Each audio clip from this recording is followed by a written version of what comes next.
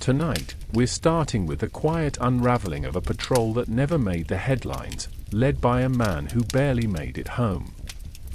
But before we settle into that, take a moment to like the video and subscribe, but only if this kind of slow, strange storytelling is your thing. Drop a comment with where you're listening from. This isn't a story about explosions or medals. It's about silence, memory, and the strange places we carry with us long after we leave them behind. Let's start. You can tell a lot by the way the sun sets. In the jungle, it's not like back home. There's no soft fade, no lazy golden hour like in Kansas, where I grew up. Here, the light disappears like it's been yanked from the sky. One moment it's humid and blinding. The next, it's just gone. I remember that night clearer than I probably should. It was 1969. Early August. The kind of heat that sticks to your ribs. We were a week into a mission we didn't understand, stationed at a temporary outpost so deep in the green, it felt like the world had quietly moved on without us. I was 21. Felt older than that already, but now, looking back, 21 is nothing. You think you know how the world works because you've carried a rifle through the mud. But you don't. You're still just a kid, waiting for someone to tell you what to do next. That night, someone did. We'd been on edge for days. Nothing had happened, and that's what bothered us. In Vietnam, quiet wasn't peace. Quiet meant someone was waiting. I was sitting by a half-lit oil lamp, cleaning my boots for no real reason other than habit. Captain Reeves stepped into the clearing with a clipboard under his arm and a look that said, "You're not going to like this." He always had that face before giving patrol orders. "Staff Sergeant," he said, "we need a four-man team. You're leading." I didn't argue. I just nodded and stood. Arguing didn't change the jungle. Reeves handed me the briefing. It was the usual, reckon sweep through a grid of uncharted vegetation about 2 clicks north, then loop west, check for signs of movement, enemy trails, possible tunnels. No contact expected. They always said that. No contact expected. We all knew better. I picked the team. Corporal Sanders, who never shut up unless he was sleeping. Private Dorsey, a lanky kid from Georgia who'd been in country less than a month. And Doc Monroe, our medic, soft-spoken and good with a needle. Quiet guys made good patrol partners. They didn't ask questions no one wanted to answer. We had 90 minutes until we moved. I used the time the same way I always did, by doing nothing. Just sitting with my gear. Touching it. Making sure everything was where I needed it. Magazine, canteen, flashlight, poncho, matches, morphine, not for the wounded, for the ones too far gone. Sometimes you don't carry things because you'll use them. You carry them because it keeps your hands busy while your mind tries not to wander. Sanders walked up with his sleeves rolled high, even though the bugs were out in force. "This another ghost run?" he asked, flipping his rifle strap over his shoulder. "Hope so," I said. He grinned, but it didn't reach his eyes. You learn to smile without meaning it out there. Dorsey looked nervous, chewing the corner of his lip and adjusting his helmet every 5 seconds. He reminded me of a calf before a storm. Ears twitching. Legs ready to run but nowhere to go. I didn't blame him. Monroe just gave me a nod. Said nothing. That was enough. At 18:42 hours, we crossed the wire. The jungle greeted us the way it always did, like a mouth closing behind us. The air got heavier. The colors darker. The sounds changed. At camp, the jungle was a background hum. Out here, it was a living thing. Every leaf brushed your sleeve like it wanted to warn you. Every rustle had the weight of intention. And the heat, it held you like a fever. We moved slow. Single file. 5-meter spacing. Eyes up, rifles low. Step, pause, listen. Step, pause, listen. It became a rhythm. A dance. One mistake in the steps and someone might not come back. The sun dipped behind the trees without ceremony. Just fell, like a curtain. Within minutes, it was hard to see more than a few feet ahead without a red lens flashlight. But we didn't use lights on patrol, not unless we had to. That was part of the war. You went blind so you could stay alive. Every soldier gets used to the dark. Some even say they prefer it. Me? I never trusted the dark. It wasn't just that you couldn't see what was coming. It's that you started seeing things that weren't. After 30 minutes, Sanders whispered from the rear. "Remind me again why we're out here." "To check the grid," I replied, just loud enough for him to hear. "What if the grid doesn't want to be checked?" I let the silence answer him. By 8 p.m. hours, we were deep into the zone. The terrain was rough, uneven, wet, thick with brush. Every step sank half an inch into damp earth. Dorsey slipped once, caught himself, but the noise startled a bird from a nearby tree. We all froze. In the jungle, stillness is a weapon. We waited. Listened. Counted heartbeats. Nothing. Still, we stayed like statues for a full 3 minutes before I signaled forward again. That was the game, a move until you couldn't. Then don't. I started thinking about home. Not in the way you might think, not daydreaming of hot meals or warm beds. Just details. The cracks in the driveway. The way the wind used to hum through the barn slats. The way Mom always made coffee even though she didn't drink it. Strange what you miss. You don't miss the big things. You miss the ordinary things.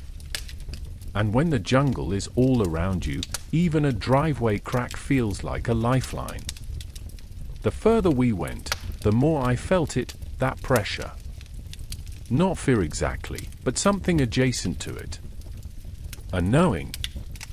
Like the jungle itself was watching. Every man who served out there knows that feeling. It's not paranoia. It's instinct.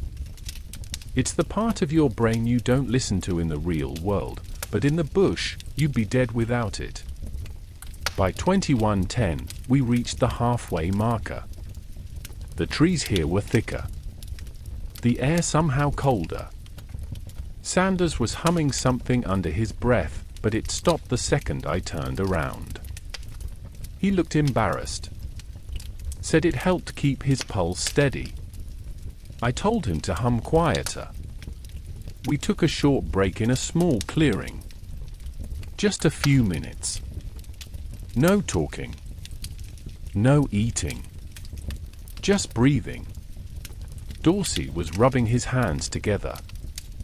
He hadn't spoken once since we left. I walked over and crouched beside him. "You good, Private?" He nodded, but it was one of those nods people give when they don't want to lie out loud. "First night patrol?" I asked.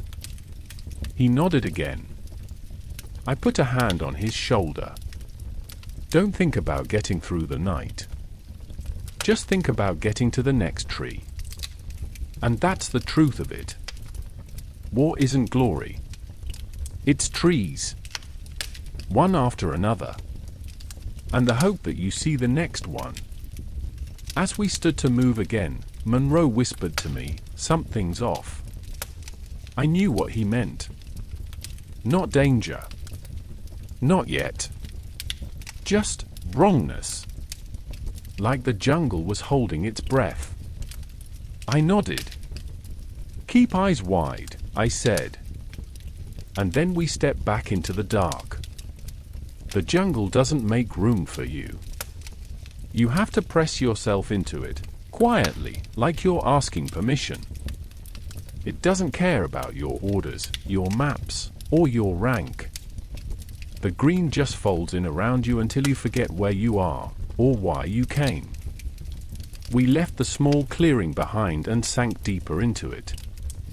The canopy had thickened overhead, blotting out what little starlight there was. Even the moon had given up trying to reach us down there. Every few steps, I'd glance back at the line of men behind me, Sanders, then Dorsey, then Monroe, all moving in rhythm, one slow footstep at a time. No talking. Just the sound of boots pressing into the earth. Sometimes I imagined I could hear their thoughts, feel the tension in their breathing. But maybe that was just my own mind bouncing off the trees. Time passed differently in the green. I don't know how long we walked. Could have been 15 minutes or an hour. Out there, it didn't matter. You moved until it felt right to stop. Or until something told you to stop. We found a narrow trail, not marked on our map, barely wide enough for one man. It didn't look natural. The brush was pressed flat in places, and the tree limbs along the edges had been broken. Recently, too. I crouched and ran my fingers across the dirt. No boot prints. Just a single drag line. Maybe an animal. Maybe not. I waved the others to slow up. Sanders came up beside me and whispered, "Trail wasn't here yesterday." "I know," I said. I stood, scanned the trees. Everything looked the same, which meant everything was different. We pressed on, following the path. I tried not to think about the fact that the trail was leading us slightly east, not north like we were supposed to go. It wasn't much, just a few degrees. But in that terrain, a few degrees could take you places you didn't want to end up. Dorsey stumbled on a root and let out a sharp breath. I turned and gave him a quick look, not angry, just focused. He nodded, lips tight. He was trying. We all were. The deeper we went, the more the world shrank. Sound changes in the jungle. It doesn't stop, it just becomes something else. The bugs click in patterns. The wind doesn't rustle, it whispers, brushing past your ears like someone about to speak.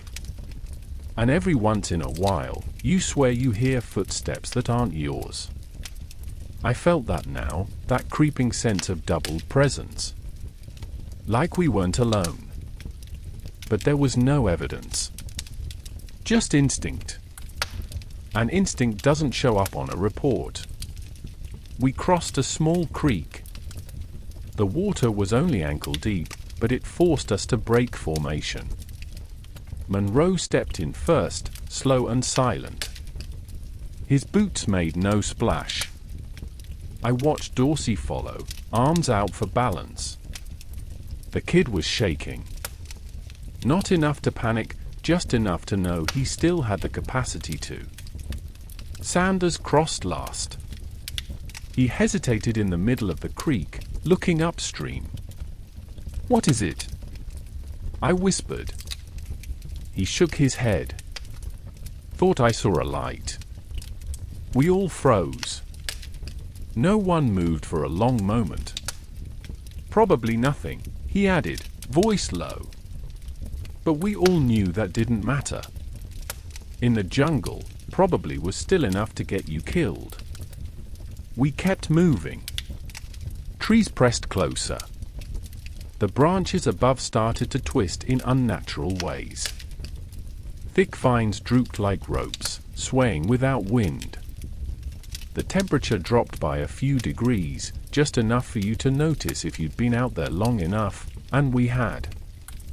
The path narrowed again until we were practically brushing shoulders with the foliage. That's when I felt it. The green was listening. Not just watching, listening. I started talking to myself in my head, like I used to do during those nights in the phi base. Not prayers, I was never much for those. Just conversations. Imaginary ones. With my dad. With my brother who never made it home. With the version of myself that stayed back in Kansas. Sometimes, it helped to imagine that someone out there was hearing me, even if they weren't answering. I'd say things like, "You'd hate this place. Too wet. Too loud even when it's quiet." Or, "It's funny, the closer I get to danger, the calmer I feel. Is that normal? Or just broken?" And sometimes, "I hope Mom doesn't worry too much. But I know she does." By 22:30 hours, we came to a clearing shaped like a crooked oval. There were signs of recent movement, trampled brush, a torn leaf here and there. But no people. No voices. Just that low, constant hum of the night. I held up my hand. Everyone stopped. We knelt. Waited. Listened. Nothing. And yet, it felt loud. Not in sound, but in presence. Like the air itself was crowded. Monroe moved up beside me. "We should mark this spot." I nodded and scratched a reference into my map. Grid 7D, southeast corner. Noted, unusual terrain. Possible contact zone. We lingered longer than we should have. I knew it, and I think they did too. But something about the clearing felt like it wanted to be seen. Like it had been waiting for us. Eventually, I signaled to move. Back into the trees. Back into the breathless dark. The next stretch was slower. Every step felt like it carried weight. My legs weren't tired, not physically. But my mind, it was listening too hard. That's a kind of exhaustion you don't feel until much later, until your body's still and your heart is racing anyway. I checked my watch. 23:12. If we stayed on course, we'd loop back to base by 0300. Maybe 0330 if terrain slowed us. That's what I told myself. But deep down, I wasn't sure we were on course anymore. Dorsey finally broke the silence. "I think we've been here already," he whispered, half to himself. I paused. "No," I said. "Just looks the same." He nodded, but not like he believed me. I didn't really believe me either. The green plays tricks on you. You can't measure distance by how long you've walked, because you don't walk straight. You zig, loop, crawl, backtrack. And the trees? They don't care. They stand where they please, and they all look like each other's cousins. After a while, you stop trusting your compass. You stop trusting your map. All you trust is what your gut says, and some nights, your gut isn't sure either. Around midnight, the fog rolled in. It wasn't thick. Just a low haze that kissed the jungle floor and curled around our ankles. It changed the way sound moved. Every breath felt like it echoed too loud. Every whisper like a shout. We moved slower now. Steps became smaller, eyes wider. It wasn't fear exactly. It was presence. Like we were being invited somewhere, and I wasn't sure if we should accept. Then Sanders stopped suddenly. I almost walked into him. He raised one hand and pointed. There, about 30 meters ahead, a shape. Darker than the trees. Too still. Too vertical. We dropped to a crouch. I peered through the haze. No movement. No light. No sound. We waited. 5 seconds. 10. A minute. The shape didn't move. It might have been a tree. Might have been a person. And then it was gone. Not walked away. Not stepped aside. Gone. Sanders turned to me. I swear. I saw it too, I said. No one else spoke. We didn't chase it. We didn't investigate. We just stood quietly and let the moment fade. Some things out there weren't meant to be explained. And some of them weren't meant to be followed. We changed direction. The rest of that hour was a blur. The trees leaned closer. The fog stayed with us. And the deeper we walked, the more I felt like we were being pulled, not led. Like we weren't the ones choosing the path anymore. I didn't say anything to the others. Not then. But in my head, I knew. The jungle wasn't empty. The jungle was thick. Not just with leaves and vines, but with thoughts. The kind that creep in when no one's talking, and the only voices you hear are your own. We kept walking. No one had said a word since the silhouette. But I was thinking. Not about the mission. Not about the path or the compass. I was thinking about the men beside me. That's the thing they never tell you about war. It's not the battles or the orders that stick in your mind after the boots are off. It's faces. People. Ordinary guys who became part of your world, not because you chose them, but because you had no one else. We were a 4-man patrol, walking single file through foreign jungle. But really, we were just for stories trying not to end too soon. Sanders was first behind me. Corporal Dale Sanders. Born in Oklahoma, raised on a cattle ranch. Tall, lean, always had a joke, even when no one wanted one. He'd been in country 7 months. Enough to lose the shine, not long enough to stop looking for it. I remember the first time we talked. I was standing in line at the mess tent, and he tapped my shoulder with a grin and said, "If this meatloaf takes me out, tell my girl I died like a man." I didn't laugh then. But I do now, every time I remember it. That was Sanders. Nervous energy with a fast mouth. Not because he wasn't afraid, but because he was, and didn't want to show it. Guys like that, they burn bright, but you worry how long the flame lasts. Then there was Dorsey. Private Benjamin Dorsey. 19 years old. Georgia boy. Skinny like a fence post and quiet like a ghost. He'd arrived less than a month before that patrol. New boots, new rifle, still folding his socks in the corner of his pack like someone back home might inspect them.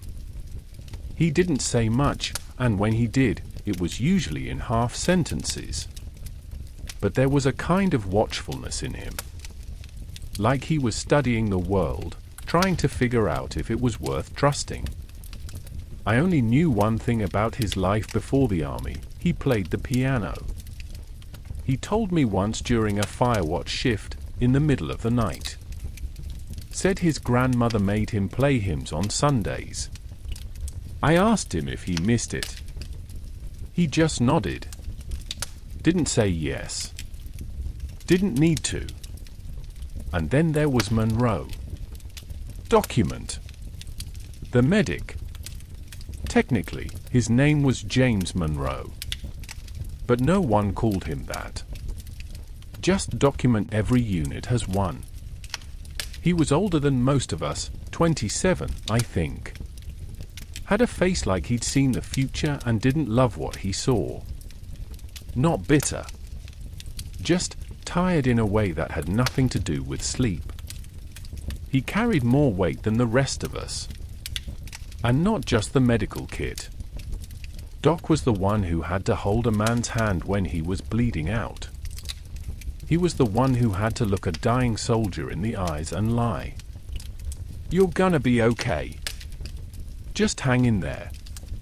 Even when he knew it wasn't true. That does something to a man. But he never complained. Never raised his voice. He was always there, behind you, next to you, one hand on your shoulder when the world got too loud. These were the men beside me. Not heroes. Not villains. Just humans, pulled from different towns and different lives, and dropped into the same fire. And somehow, even in that hell, we built something like brotherhood. Not the kind you write about. The kind you don't have to speak. As we walked, I started remembering small things. Like the time Sanders tried to build a hammock between two trees and fell flat on his back. Or the time Dorsey found a lizard the size of a dog's foot and carried it around for a day, thinking it was good luck. He named it Hank. And Doc, he had this way of humming when he worked on wounds. Soft tunes. Sometimes church songs. Sometimes just noise. But it calmed people. Like a lullaby whispered in chaos. I think about those things now, all these years later, and I wonder, is that what makes it bearable? The little things? Not the mission. Not the medals. Not the flags. Just the sound of a man humming while he stitches a wound. The feel of a shared cigarette under a tarp in the rain. The half-laughs that come when no one really finds anything funny, but you laugh anyway, because it's all you've got. There's this part of the jungle, I'll never forget it, where the trees open just enough for you to see the stars. We reached it around 0030 hours. The clearing wasn't wide, but the sky was visible. I stopped there, let the others come up beside me. No one spoke. We just stood there, necks craned, looking at the stars like we were seeing them for the first time. There was something about that moment, something outside the war, something human. And in that silence, I knew we were all thinking the same thing.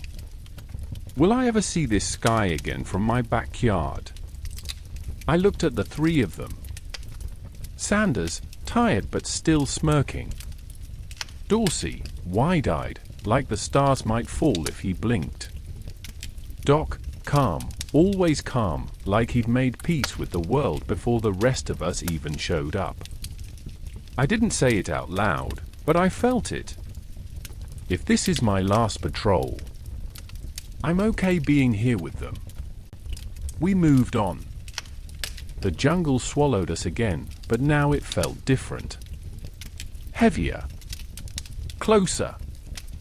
Not because of anything we could see, but because of what we were carrying with us, stories, memories, and the weight of what we'd seen. And none of us knew what was coming next. But somehow, we didn't need to. There are things you say in war. Clear. Contact. Medic. Move. You say them because you have to. Because they're simple. Quick. Life-saving. But there are other things, more important things, that you don't say. You carry them.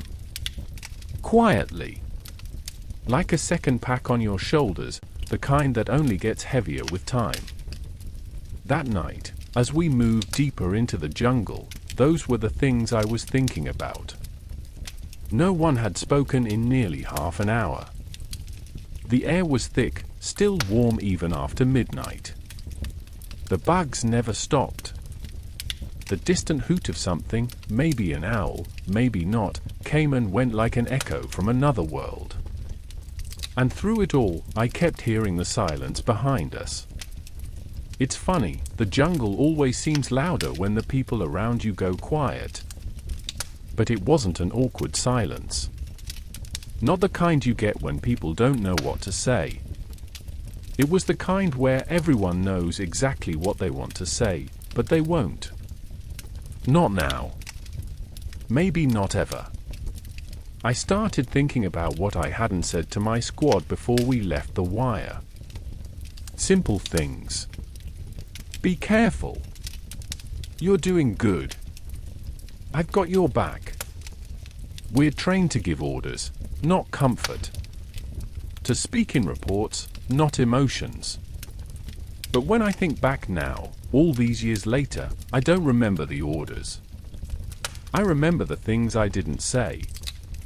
Like to Sanders. I never told him that I knew he was scared sometimes, even when he cracked jokes. That I respected him for showing up every day and pretending it didn't matter. To Dorsey, I never told him that I saw how hard he was trying. That I remembered what it felt like to be 19 in a war zone, and how it tore holes in your heart long before the bullets ever got close. To Doc, I never told him I was grateful. Not just for the times he patched someone up, but for the nights he sat quietly with the dying.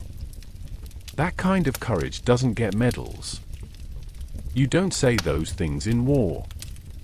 Because if you open that door, even a little, the whole damn thing might come crashing through.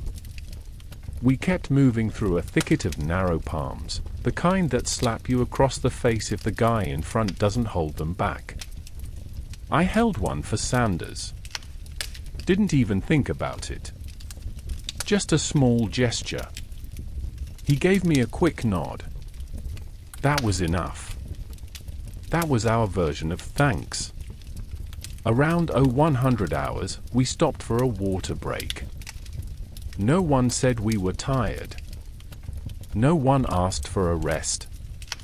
But I could feel it in our steps. We needed a pause, even if only to let the jungle know we were still breathing. We crouched near a gnarled tree with roots like twisted fingers. The moon had managed to find a small opening in the canopy, lighting us in faint silver streaks. I passed my canteen to Dorsey.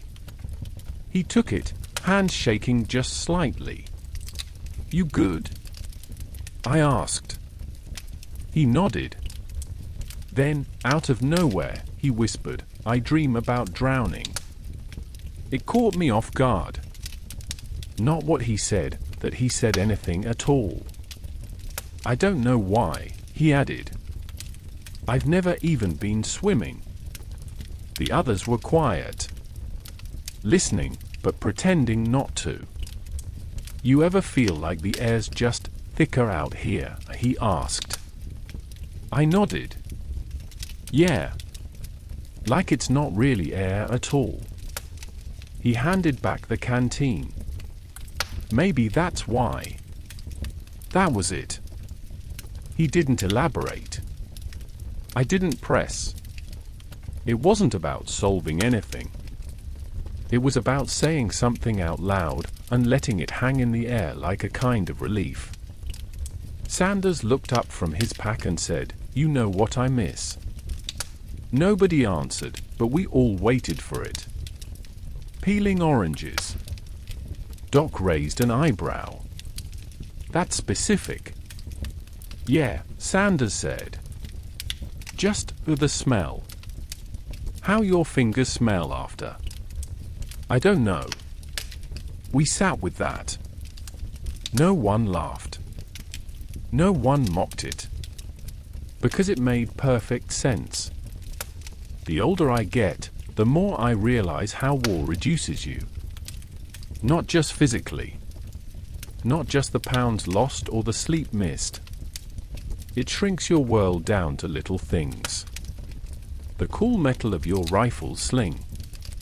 The scrape of a dog tag against your collarbone. The voice of a friend whispering across the dark. You hold on to those things because everything else is just too damn big to carry. I watched the men around me. Sanders leaned back against a tree, eyes closed but still alert. Dorsey sat cross-legged, elbows on his knees, staring at the ground like it owed him answers. And Doc was fiddling with a small notebook, the kind medics sometimes used to keep track of supplies or lives. None of us looked like heroes. We looked like what we were.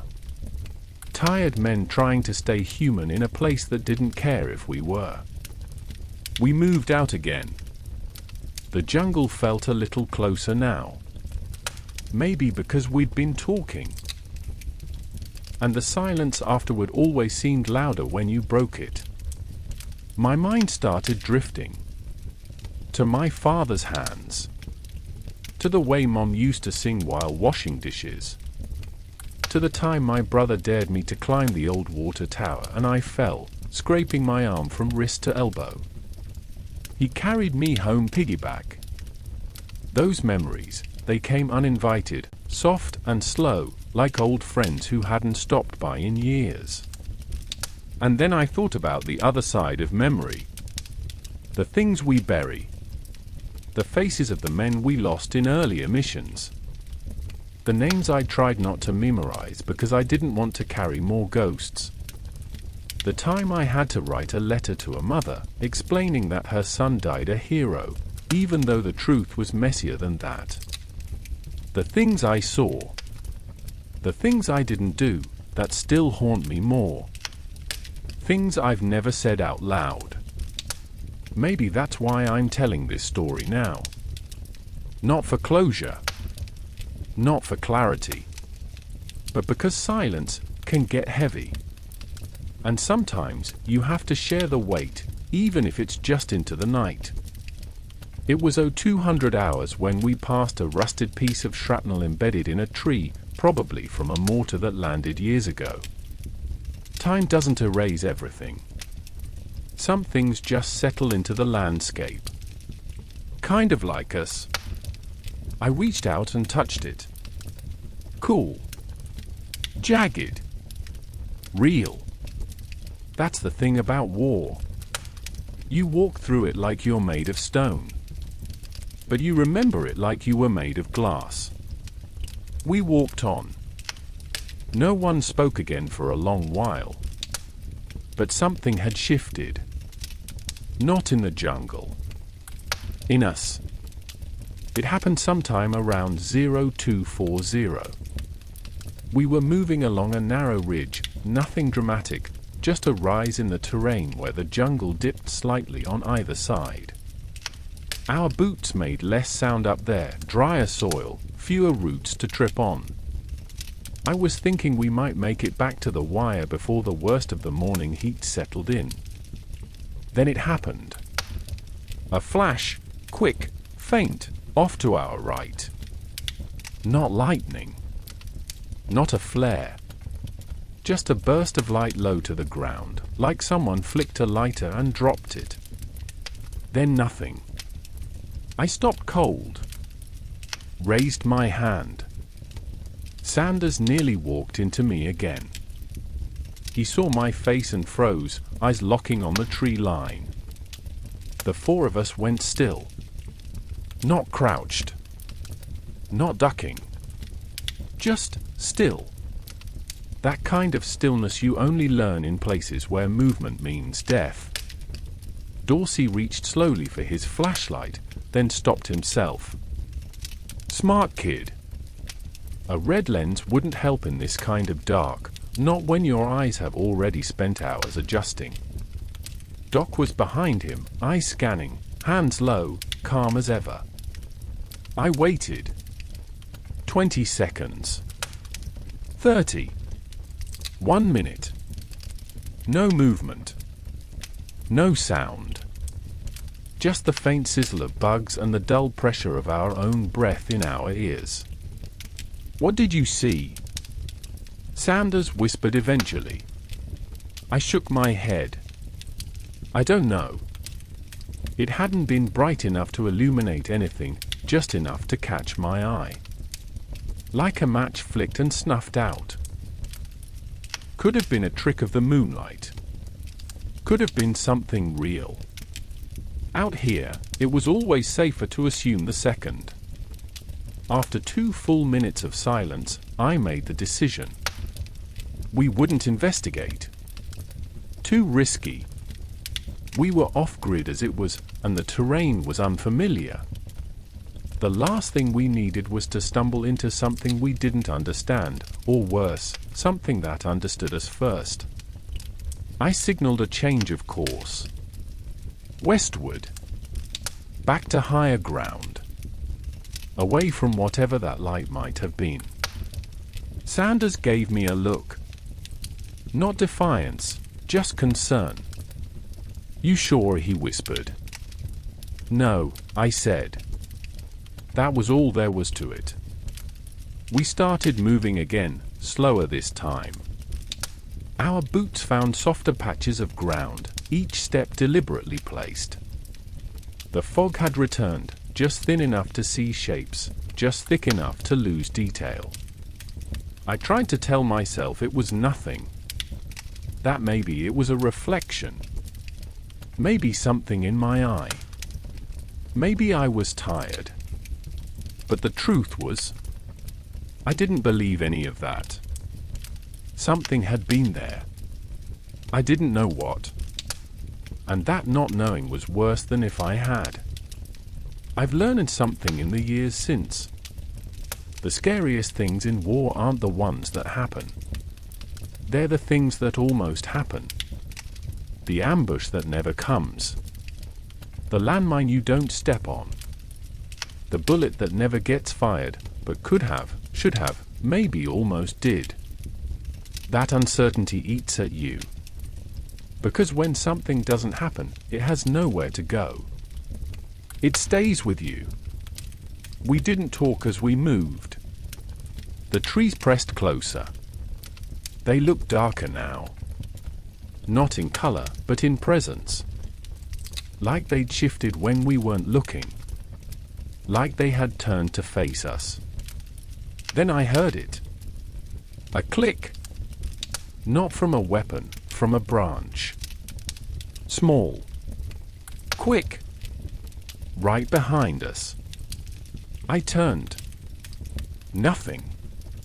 But Doc had turned too. His head tilted, listening. He caught my eyes. And for the first time since we stepped off, he looked uncertain. That was when I knew it hadn't just been me. We stopped again.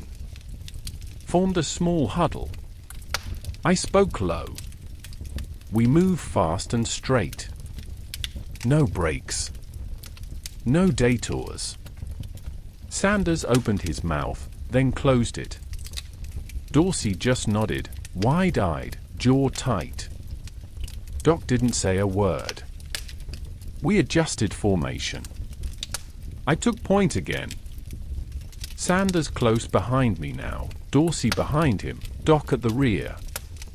It wasn't regulation, but regulation didn't mean much out here. We moved. The jungle didn't move with us. It stayed still. Too still. Like it was waiting for something. Every few feet, I found myself glancing behind. I couldn't help it. We were being followed. I couldn't prove it. But I knew it. It wasn't a soldier's instinct. It wasn't paranoia. It was deeper. Older. The part of your brain that used to keep you from getting eaten by things in the dark. There was a vine hanging across the path ahead. I ducked it, then paused. Behind me, I heard Dorsey stumble again. But not on the vine. On something else. He let out a short gasp. Not fear. Not pain. Just surprise. I turned fast, rifle raised halfway. What? I whispered. Dorsey looked pale. I think I stepped on someone's pack. My chest tightened. You sure?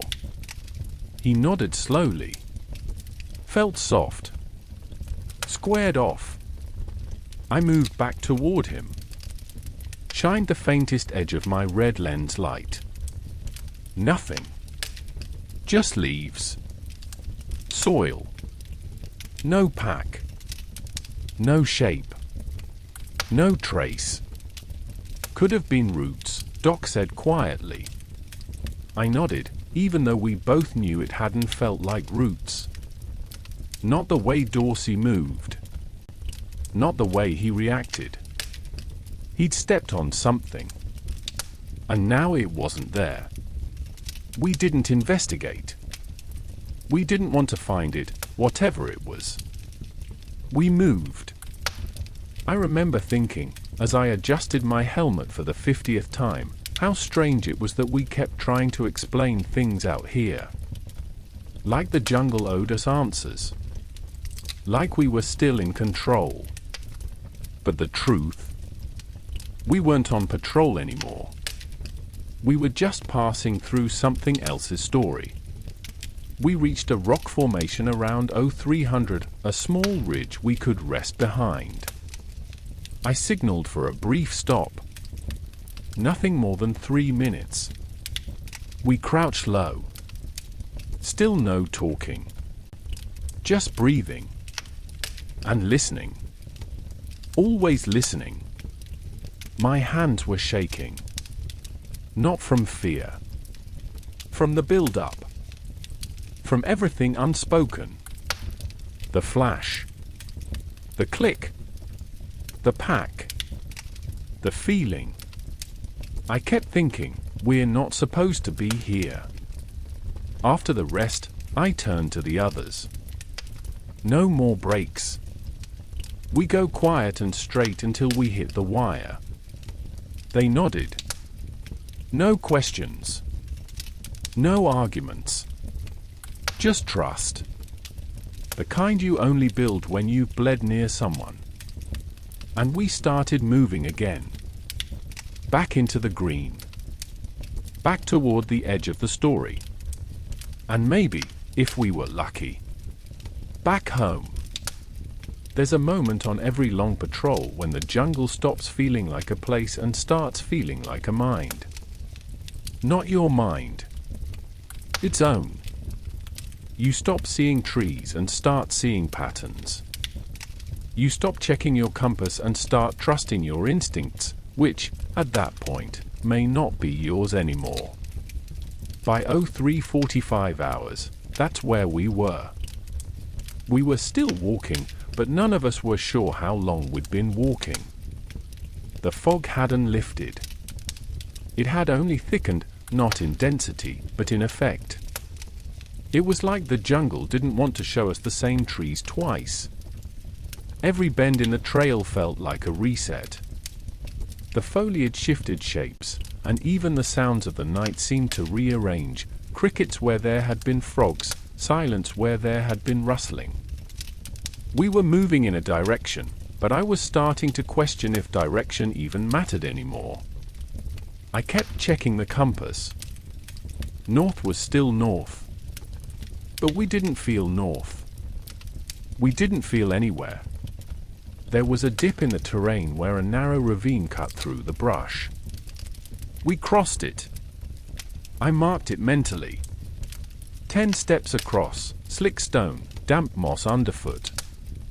20 minutes later, we hit another dip. Same stone. Same moss.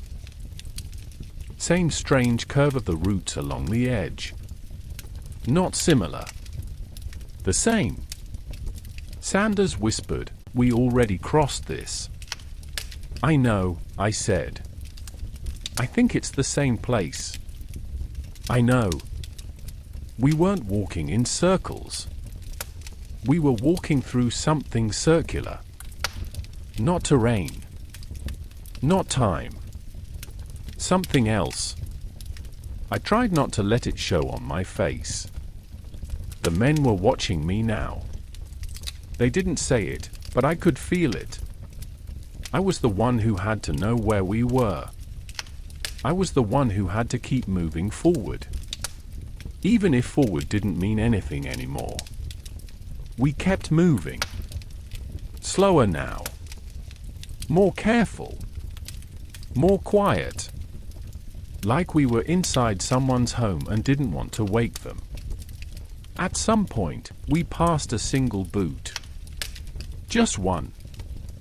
Resting by the base of a tree. Worn. Covered in mud. No foot in it. No one said a word. Not me. Not Sanders. Not Dorsey. Not Doc. We just walked past it. That's how far we'd gone. We didn't even want to ask anymore. I kept thinking about the phrase deep reckon. That's what they called it when you were dropped far behind the line to observe. To disappear. To go quiet and not be found. But this wasn't reckon. This was something else. It reminded me of something Doc said weeks earlier, during a different patrol. We were pinned down outside a hamlet, waiting for evac. He was patching up a guy who'd caught shrapnel in the leg and said, almost absently, "Some places don't want to be found. They don't show up on maps. They show up in dreams." At the time, I'd chalked it up to exhaustion. Now, I wasn't so sure. We reached a tall tree, white bark, hollow in the center. I remember it vividly because it looked wounded. Like it had been struck by lightning, then kept living anyway. I thought, we'll mark this, move west from here. We did. 15 minutes later, we passed it again. Same tree. Same wound. Same hollow. Dorsey stopped walking. He just stood there, staring at it. I walked back toward him. "You okay?" He nodded, but his lips were pressed tight, jaw clenched. Then he whispered, "We're not supposed to be here." I didn't answer. Because he was right. That's the difference between panic and resignation. Panic screams, "We're lost." Resignation whispers, "We were never meant to be found." We paused. I didn't call it a break. I just stopped walking, and the rest followed suit. Sanders crouched against a tree, watching the mist swirl around his boots. Doc took a knee, eyes half closed, like he was listening to something no one else could hear. Dorsey sat with his back against his pack, rubbing the bridge of his nose, like he had a headache the jungle wouldn't let go of. I looked around. Everything was familiar now, in a way that made it unfamiliar. You know that feeling when you wake from a dream and you remember a place that doesn't exist, but in the dream it felt like home. That's what this place felt like.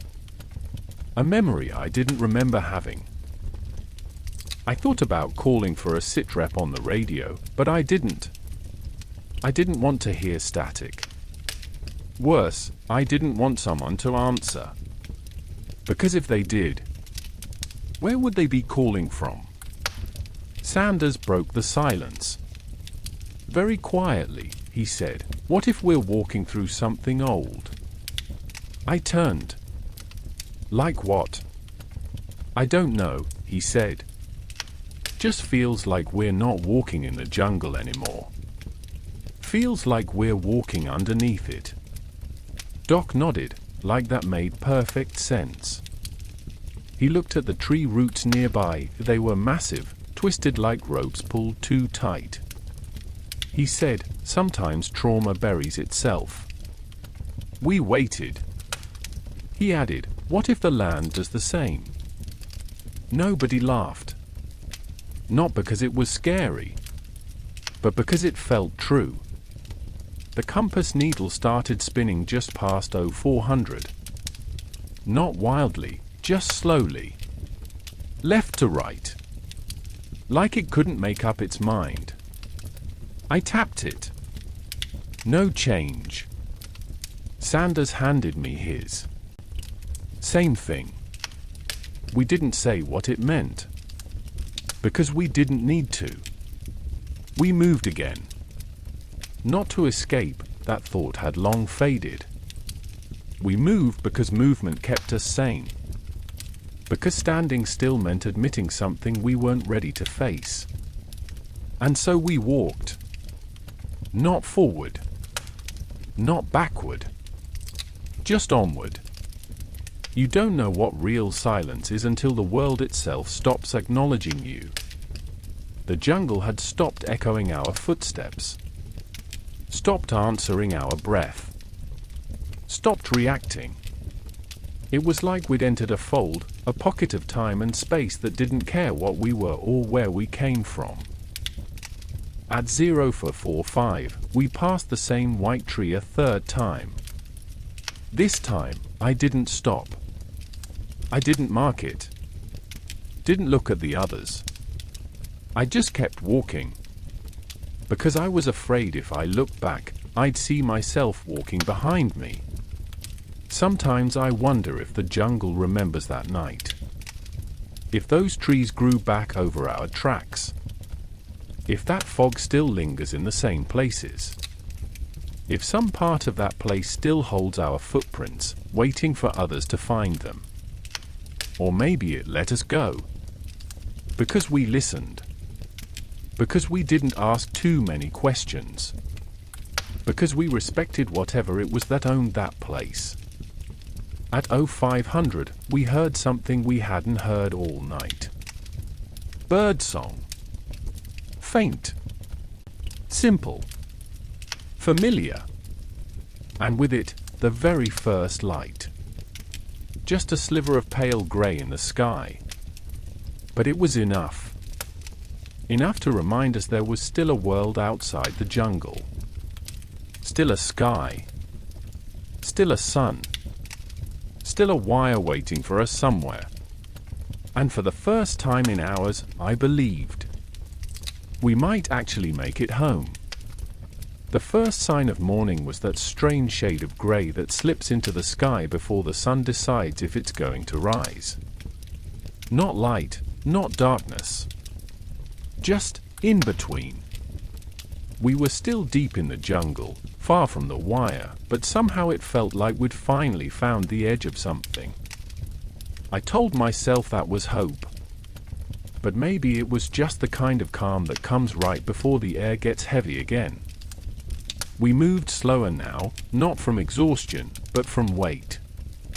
Not the weight of gear. The weight of hours. The weight of questions. When you walk for too long in a place like that, time begins to separate from you. It drifts like fog. You can feel it around you, but it doesn't land on your skin. It just follows. We crossed a stretch of ground where the jungle thinned slightly, not cleared, just less dense. It felt open in the same way an abandoned house feels open, hollow, untouched, uneasy. We didn't talk. The birds had gone quiet again. We were down to the sound of boots in dirt, and breath. I didn't realize anything had changed until I heard Sanders say, "Where's Doc?" I turned. Saw Sanders. Saw Dorsey. No Doc. He had been behind Dorsey. He always took rear. He wasn't there now. We froze. Sanders called softly, "Doc." Nothing. I scanned the trees behind us. No movement. No sound. No footprints. You'd expect panic. You'd expect yelling, shouting, splitting up to search. But none of that happened. Because we knew. We didn't understand, but we knew. I walked back 10 paces, careful, quiet, listening with everything I had. No gear left behind. No signs of struggle. No dropped supplies. Doc was just gone. Dorsey sat down on a log. Not hard. Not fast. Just gently. Like the strength had quietly drained out of his knees. I came back to the group. Looked at Sanders. He met my eyes and asked the question without asking. Do we go back? I shook my head. Because what would we go back to? The jungle didn't give you reasons. It didn't write explanations. It just took what it wanted. And that night, it took Doc. We stood there for a few more minutes, each of us staring into the trees behind us, hoping we'd hear a twig snap, or a whisper, or even a curse from Doc as he fought through the brush. But the jungle stayed silent. Too silent. Like it had closed over him the way water closes over a stone. I took off my helmet for a moment. Held it in both hands. Not out of respect. Out of disbelief. And then I whispered, more to myself than to the others. He knew this place better than we did. No one argued. Because it was true. Doc understood silence. He understood things left unsaid. Maybe that's why the jungle took him gently. Quietly. Without fight. Sanders finally said, "We keep going." I nodded. There was no ceremony. No goodbyes. Just 3 men moving forward where there had once been 4. I didn't know how to explain the ache I felt. It wasn't sharp. It didn't come with tears. It was heavy. Like a blanket soaked in rain, pressed to your chest. Because when a man vanishes like that, the grief doesn't know where to go. You can't bury it. You can't honor it. You just carry it. We walked. Longer than we meant to.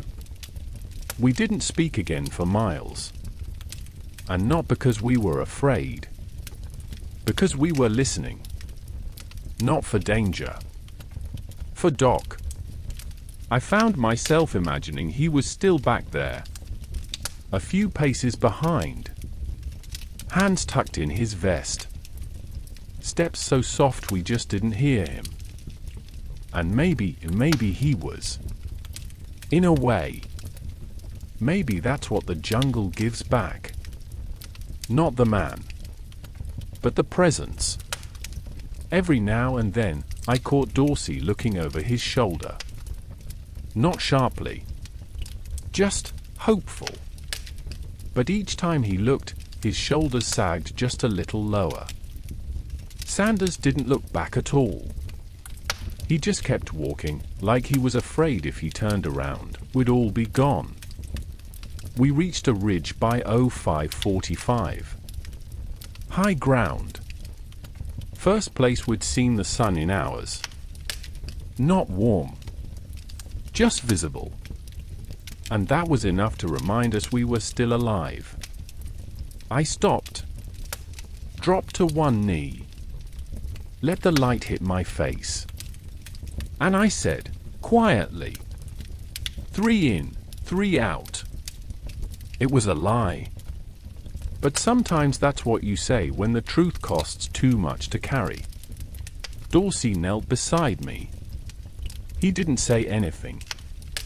He didn't have to. Sanders stood a few feet away, arms crossed, face unreadable. But I could tell something had changed in him. Something cracked, then sealed again.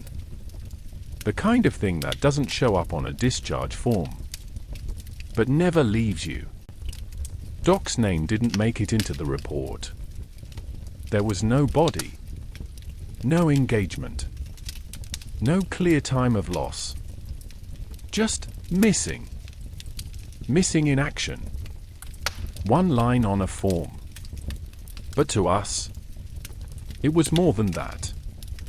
It was the moment the jungle stopped being a place and became a memory. One we'd carry, whether we wanted to or not. There's something sacred about the hours just before the sun fully rises. Not because of the light, but because of what comes with it. Stillness. Shadows that begin to retreat. And the quiet knowing that you made it through another night. We kept walking. Me. Sanders. Dorsey. 3 men where there had been 4. The tree slowly began to thin out. Not all at once, just a widening between trunks, a shift in the air. The brush under our boots turned from jungle thicket to packed, dry ground. And for the first time in hours, I started to recognize the land. A ridge I remembered.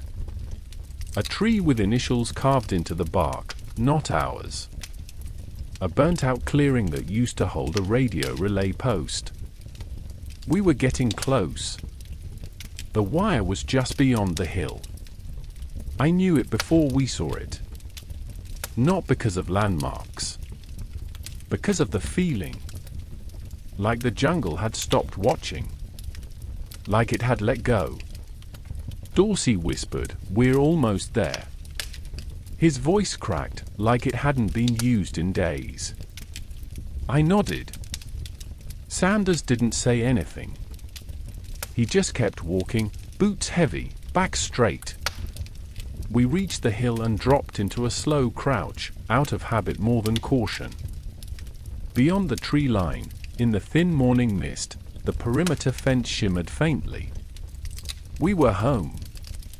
If you can call any place like that home. The guards on duty didn't say much. They saw us emerge, tired, muddy, eyes hollow, and gave us a nod. No cheers. No celebration. Just acknowledgement. That's how it usually was. You go out. You come back. Or you don't. Inside the wire, things felt louder. Boots crunching gravel. A radio playing static. Someone boiling water for powdered coffee. The world kept moving like nothing had happened. And maybe, for them, nothing had. But for us, something had changed. Something permanent. We turned in our gear. Signed forms. Filed a half report, light contact, negative confirmation. I left out the flash. The fog. The tree. The click. The pack. The boot. And of course, Doc. I wrote the word, missing. No one asked for more. They never did. Later that day, I sat alone behind the barracks. Boots off. Socks drying on a stick. The sun was high now, but the heat didn't reach me. I was somewhere else. Still in the green. Still hearing it. Still waiting to hear Doc's voice call out from the trees. But it never came. That night, Dorsey sat beside me for a while. Didn't say anything. Just passed me half a protein bar and stared at the dirt. After a while, he asked, "Do you think we're different now?" I didn't answer right away. Then I said, "No. Not different. Just heavier." He nodded like he understood. Or like he wanted to. Then he said something I never forgot. I don't know how to go back to normal. And I told him the truth. You don't. You just go back. And carry what you have to. We never saw Doc again. No body was recovered. No sign. No trail. Just absence. The kind that follows you quietly for years. Like a shadow that isn't always there, but shows up when the light's just right. Years later, long after the war, I stood in front of a wall of names. I won't say which one. You'll know if you've been there. I found Sanders' name. Not from that patrol. He made it home. Even had a daughter. But war doesn't always kill you in the jungle. Sometimes it follows you home and takes its time. I looked for Dorsey's name. Didn't find it. He could still be out there, living quiet. Maybe still playing piano. I like to think he is. Doc's name wasn't there, but he was with me. He's always been. Every night the fog creeps into my dreams. Every time the forest gets too quiet. Every moment I walk alone and feel like someone's still a few steps behind me. Sometimes I wonder what the jungle really was. A place? A memory? A test? Or maybe a keeper? Somewhere between the trees, it holds what we left behind. Our words. Our fears. Our missing. That patrol didn't end the night we crossed the wire. It's still happening. In the back of my mind. In the quietest hours of the night. When the house is still. And I find myself staring at the ceiling. Listening for footsteps that never come. But I'm okay with that now. Because some stories, they don't need endings. They just need to be told.